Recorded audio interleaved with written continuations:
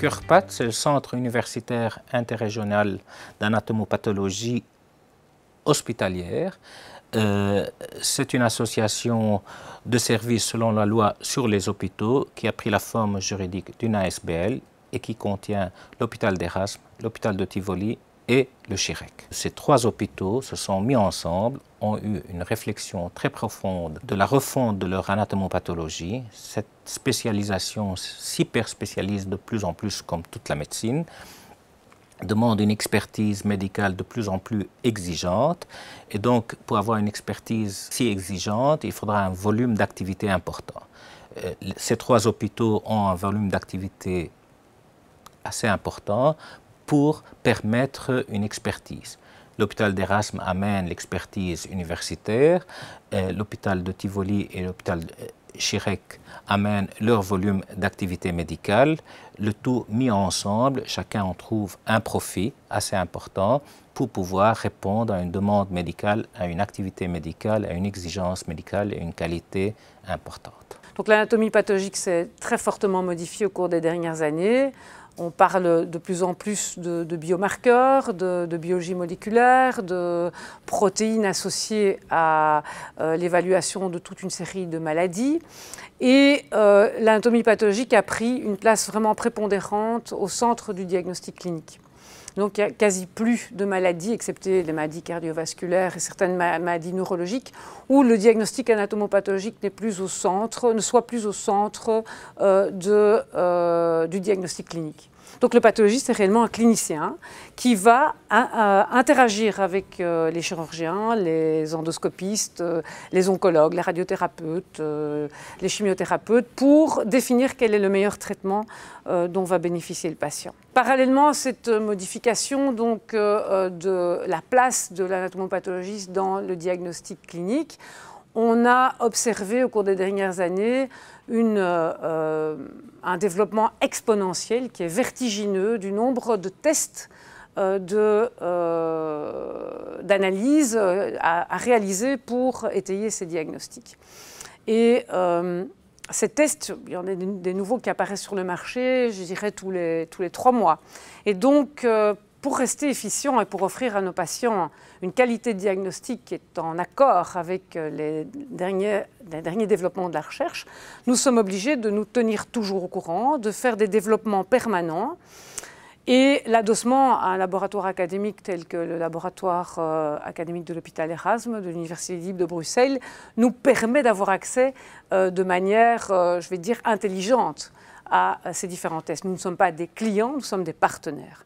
Et être partenaire, c'est quelque chose de très important. Et c'était la volonté de nos différents directions hospitalières d'être partenaires, c'est-à-dire d'être réellement impliqués dans le choix du développement de ce service d'anatomie pathologique. Donc ici se fait la première étape de la réception des échantillons. Donc, pour vous montrer un échantillon qui est toujours accompagné de sa demande, de manière à pouvoir être certain de l'identification du patient. Cette demande va être encodée dans notre logiciel, est référencée dans ce système d'encodage, l'identité du patient, l'identité du prescripteur, le type de prélèvement, quand le prélèvement a été fait, ce qui est assez important en termes de contrôle de qualité par rapport à ces prélèvements. Un prélèvement ne peut pas rester fixé trop longtemps. Donc, comme vous voyez, le prélèvement arrive dans un fixateur qui est du formol. Donc le prélèvement qui vient du patient est fixé et va après être pris en charge.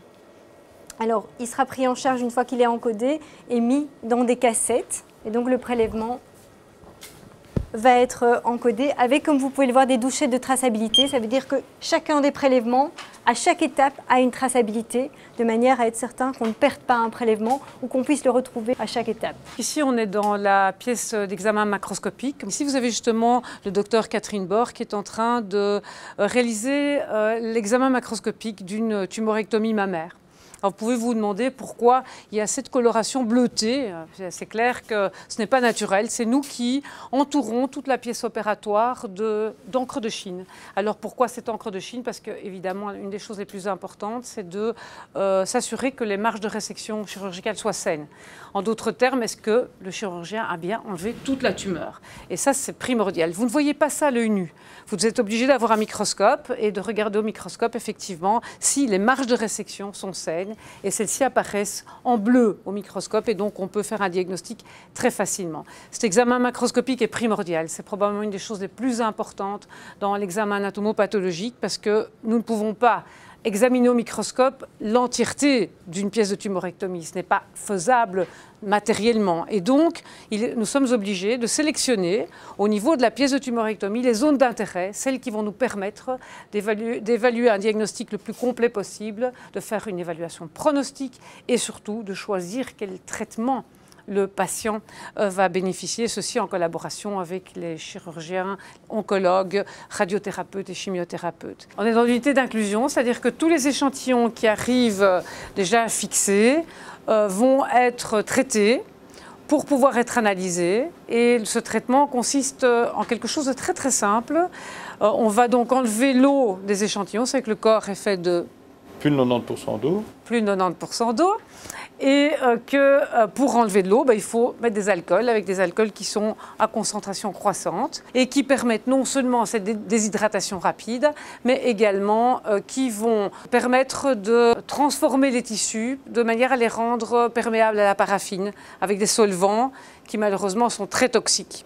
Donc ces VIP tournent la nuit. Il faut compter entre 6 à 8 heures de traitement et donc c'est une des étapes limitantes. Grâce à M. Lacroix, nous allons mettre en production ce système qui est donc un système de Lean. Lean veut dire qui travaille en linéaire.